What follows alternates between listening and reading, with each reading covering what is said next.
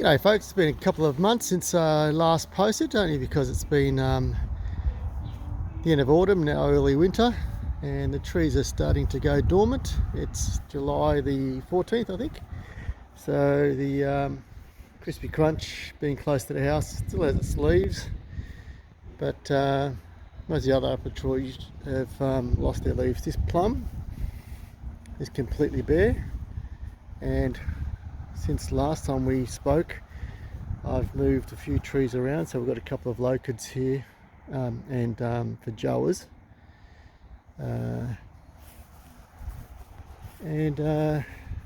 Being winter now, as you can see, it's nearly 1 o'clock and the shade's starting to cover this part of the house. Although locusts don't mind a little bit of shade, and feijoas don't mind it either. As we come along this way, you can see that the southern wall has come up. So all this here will be a wall like the one over there. And I'll be putting in some apples. Again, apples don't mind winter being a little bit shady, as long as summertime the sun returns. So go back this way.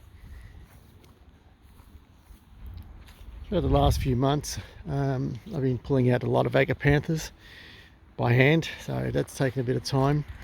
And I'll show you the middle garden completely bare of agapanthus now. But before I do, this is another Crispy Crunch. Again, apples take a bit longer to lose their leaves, and even this cotton candy. I think the microclimate in my backyard now is warming up a little bit, so the leaves are in some trees staying on a bit longer. I pruned back this almond tree. As you can see, the center is really opened up now, so I'm guessing that this summer it will grow quite tall, but probably won't get too many fruits on this. Underneath you can see the parsley. We grew parsley to use, but it seems that we're not using it. So if I go down here, you can see that this middle garden completely bare of agapanthus, and it had bamboo, agapanthus, and they're all gone, and I've replaced them with some miniature dwarf mandarins. I'll walk this way so my shadow's not in it. So there's one just there. And if I come around this way, I'll get to show you the other side as well. So yeah, there's a big gum tree here, but seeing as I've got so many fruit trees available to plant, I just decided to plant this apple tree here that I grafted onto a wild apple rootstock, and I believe it's a Crispy Crunch as well, and it seems to be growing really well. And if it does well, it does well. If it doesn't do well, it doesn't really matter. Miniature lemon, and it's a Lisbon. We've got a Santa Rosa plum where the bamboo was. Emperor mandarin. The apricot's losing its leaves now. I did do a summer prune. I don't think I'll trim this any further. I quite like the size. Another mandarin, and of course the persimmon just there. So all those agapanthus are now gone, and took a while, but yeah, I think it looks much better. Over here I pulled out a few more agapanthus and replaced the old maple trees that were here, cut them down as well, and replaced them with two Fuyu persimmons. So there's one, there's the other one. So as they grow, they'll probably look very similar to the maple in terms of structure. Leaf might be a bit different, but these will hopefully give fruit. Now you can see there's still quite a bit of agapanthus. This is how the middle garden looked, and as you can see, they're very big. So taking just one out took me an hour or two just to dig one out, let alone 30 or 40 that I've taken out over the last month or so, and I'm hoping to take out a few more as time goes on. Now over here, the apple tree, I'm going to wait to prune this one so I can use the scion wood as grafting material. So this is why I haven't pruned it down yet. Over here we've got the hazelnuts, but as we go into the shade, another nectarine, apricot, sorry, that's a peach. Another an apple, 3-way apple. Again, I'm going to use the scion wood as I prune it down and just quickly graft it on to other trees. This is a Ruby Sensation peach. Got another, I'll go this way, another persimmon just here. I quite like persimmon trees. If you come into the centre, the pomegranates gave some good fruit this year. Here's one that I haven't taken down yet. There's the size of it just there. So against my hand, you can see how big it is. And in the centre here, after many changes, I did a four-way lemon tree configuration. So we've got mainly Lisbon and I think it's all Lisbon varieties here. Another pomegranate. So if we keep coming this way, we had some lovely quince jam. So this is a champion quince here that I planted. Hopefully this coming year it will get a lot bigger. Okay, so go around this way over to here. The locusts are doing really well. These are grafted varieties, so I'm hoping to get a few fruit from these this winter. Over here, a little bit in the shade. I haven't pruned these ones down either. These are my pear trees. A couple of little, again, dwarf miniature Lisbon. Look, I had a lot of these plants, so I've just filled up the spaces as many as I could. This one is a Nashi fruit, completely lost its leaves. I'll need to graft a couple of different varieties on this one. It just didn't give any fruit because it's got nothing to cross-pollinate with. So I'm hoping that when I get some scion wood, I might put another 2 or 3 varieties on this to help along with fruit production. Similar to this pear tree just here as well. Opened up really nicely. It's got 2 or 3 varieties on it, and I will prune it down to about 6 feet. Don't want it too tall. Be hard to reach the fruit. As I come along this way, we've got a lot of figs this year, late figs really, but yeah, quite a bit. So not a lot of vigorous growth, but a lot of fruit, which was interesting.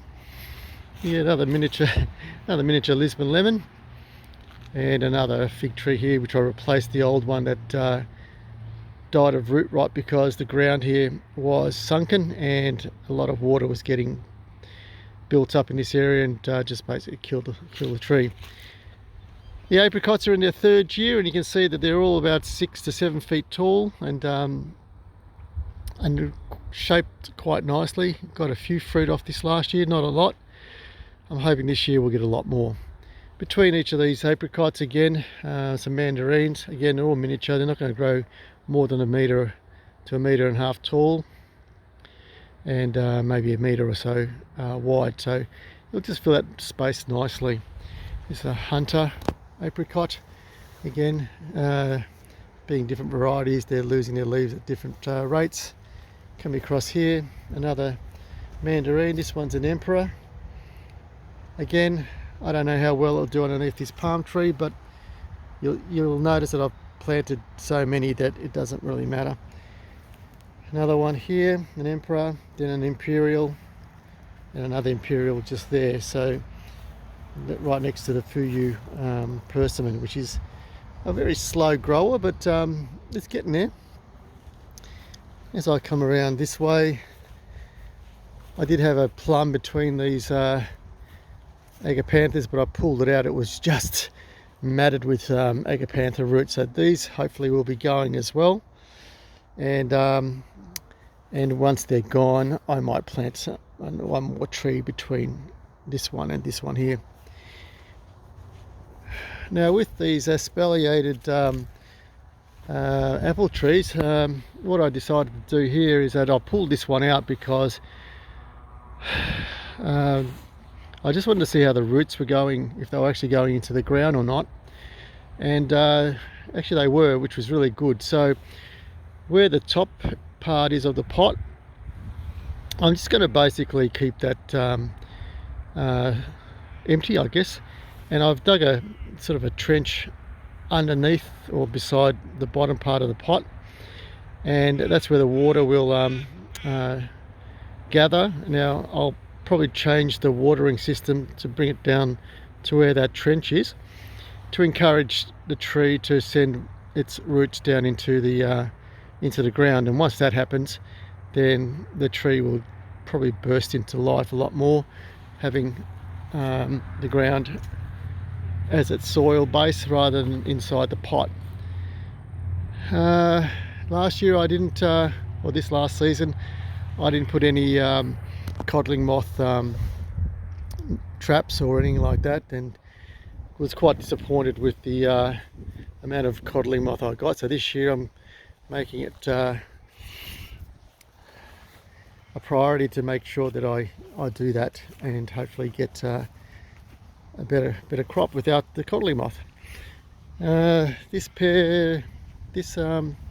plum tree again was quite slow. Again, I think it's because of the roots of the agapanthus, and I think the roots of these poplars, which are now they'll be going to be cut down. So I'm hoping that it might grow a little bit better this year. As we come across here, there was an apple tree here, but I removed that and put an Ormity loquid, just to break up the apples a little bit and have a few more varieties around the property. Now the other day I pruned these mulberries that I've espaliated against this south wall, and lo and behold, they're starting to leaf up. And it's a bit strange really, because it's still only mid-June, and for whatever reason, maybe because it's been a little bit warm or the pruning invigorated it a little bit, but they're starting to leaf, and that's a bit unusual. So if I keep coming around this way, you'll get to see sort of what the garden's looking like, and over to the citrus area, which is over here, and they're doing really well. Again, if I go into the fortress, I was going to take some more shoots down, but I haven't yet. So the nectarine tree is slowly losing its leaves. Most of the trees in here are probably being protected from the cold frosts, so the leaves are taking their time to fall. But I did spray them with a little bit of copper cobalt or whatever it is for leaf curl the other day, and I'll probably do it again once all the leaves are gone. So cherry tree, there's a persimmon just here, and as we go down to the back, you can still see that mid-June, and the leaves are still doing their job. So probably another month before they completely fall, but as you can see, the roof is still on. Laser light is very expensive, so I've sort of held off a little bit, and I really don't want to use wire and rot the timber, although I think wire would be better to get some natural rain and natural light in here. But I also have got some lights in this area, and I don't want to get water on those lights. Over here yeah, over here I pruned those mulberries and put all my cuttings into these pots. And as you can see, they're starting to bud like the mother plant. Now I think it's just because it's been warm. You know, I mean, today's 11 or 12 degrees, so we haven't really gone down too far into the single digits yet, but I'm sure we will. My nursery here, a lot of citrus and other types of plants. You can see here I've got some Jala avocados, which, you know, undercover, they haven't suffered at all this year. They're growing really well. And a few more locusts and kiwi fruit and all sorts of things that I really don't have space for anymore. So I'm not too sure what I'll do with this. So going over here to the citrus, you can see that the tree itself is quite dark green in colour and lots of fruit, and doing reasonably well, I think. So over here in the corner, this one again, dark green in leaf, not as many fruits on this one, but still quite enough for us. As I go over to here, you'll see that this one is also got a lot of fruit and doing well, although the mandarins this year, the imperial mandarins, didn't give any, which was quite strange. A couple of little small ones, I think, here, as you can see, a couple of little small ones, but nothing to write home about. Although I do have a Fora, I think it is, a Fora mandarin over here. I'll just walk over to it, and this one has got quite a number of mandarins on it, and this is up on the veranda, which gets only morning and early afternoon sun. Over this side we've got our locusts, and I have planted some broad beans this year, but not the locusts, the feijoas. And I think this year we have had probably about, I would imagine 30 to 40 kilos, maybe more, 50 kilos of feijoas. Yeah, so from one tree, I mean, this is the last of them, but from one tree I think we got probably about 5 kilos or so, and we've got about 15, 16 trees here. So my daughters have been munching through them like candy, really, and not going to waste at all, really.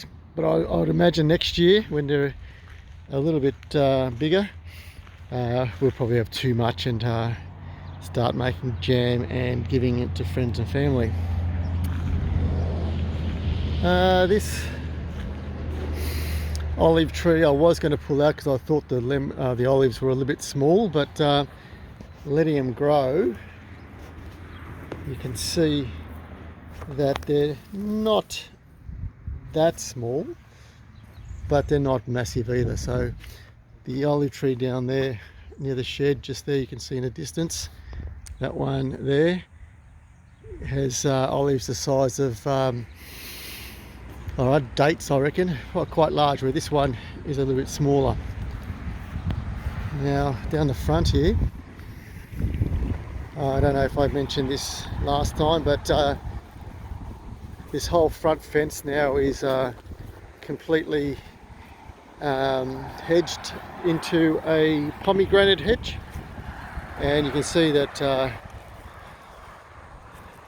they're all dormant, but if we start from here, you see that it's just one massive row of pomegranates, and I think that once they leaf up and hedge out, it'll look magnificent.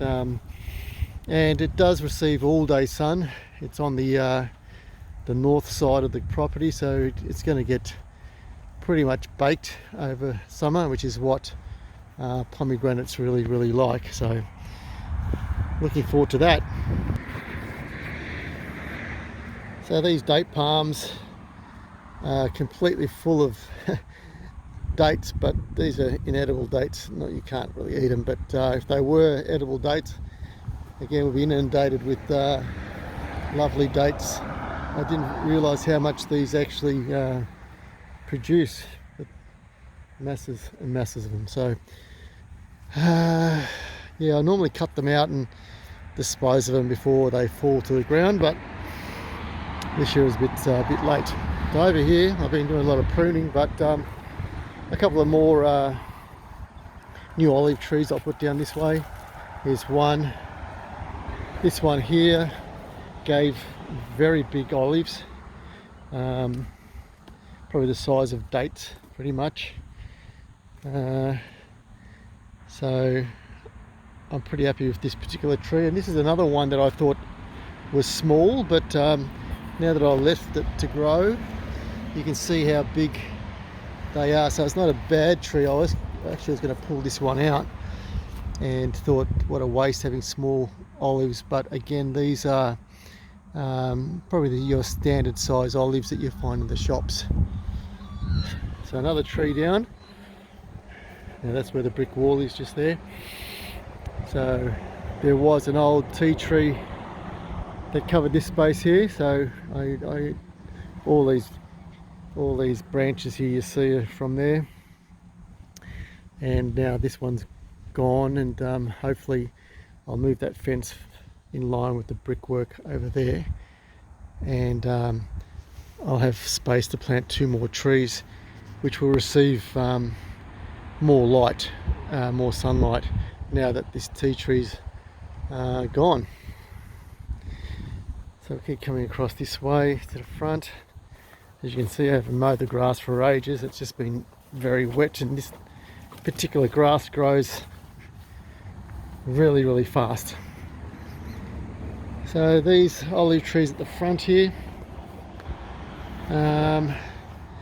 these ones here were pretty long and lanky, so I've been trying to shape them a bit like the one over the side there, and I won't be leaving them to grow too big. This one I had to cut right down to allow it to bush up, and hopefully I'll train it to look like the other ones. This one's the same. It was quite lanky, still is a bit, but once this bottom bit fills in, it should be fine.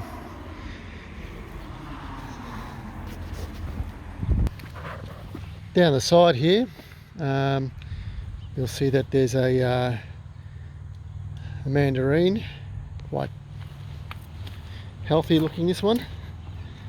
And then another mandarin. This is a Japanese seedless. This has always got a bit of curl in its leaf. I'm not too sure why. It gets a fair bit of water. There's another one down which is the same variety, which I'll show you. The leaves aren't curled at all, but this one, since I bought it, it's just decides that it wants to curl its leaves all the time. Another imperial mandarin here, this one. And then this is the one I was talking about. This is the same as the seedless over there, and the leaves aren't curled. And another imperial mandarin just here. So this receives all day sun, morning till afternoon. It's never shady, ever shady here. So I'm hoping that with that amount of sun and the reflective heat off the tin, that these mandarins will grow really well and produce a lot of fruit, which I guess you eat more mandarins than you do lemons, and I'm not too sure about oranges up here, so I've sort of not grown too many oranges. If you look further to the distance, that's the hedges of the feijoas. You can see that they're getting to a good size now, and probably this time next year this whole area will be covered.